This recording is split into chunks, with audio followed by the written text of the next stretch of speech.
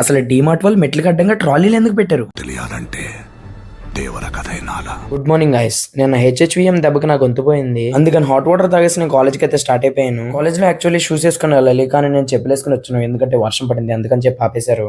ఏదైతే నేను టైంకి అయితే కాలేజ్కి వెళ్ళిపోయాను. ఇవాళ మాకు ల్యాబ్ అనమాట, అందుకని చెప్పి ల్యాబ్ లో ఏం చేస్తున్నారా?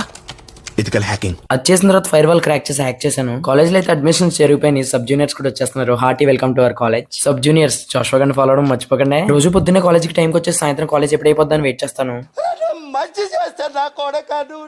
కాలేజ్ లో ఎన్నో యుద్ధాలు ఆపగలుగుతున్నాం, కానీ మా ప్రభాస్ గడికి రామ్ గడికి మధ్య ఉన్న ప్రేమ యుద్ధం ఆపలేకపోతున్నాం. అంత వర్షంలో కూడా మా ప్రేమ గడి తడుస్తున్నాడని చెప్పి వాడితో కూడా మేము తడిచిపోయాము.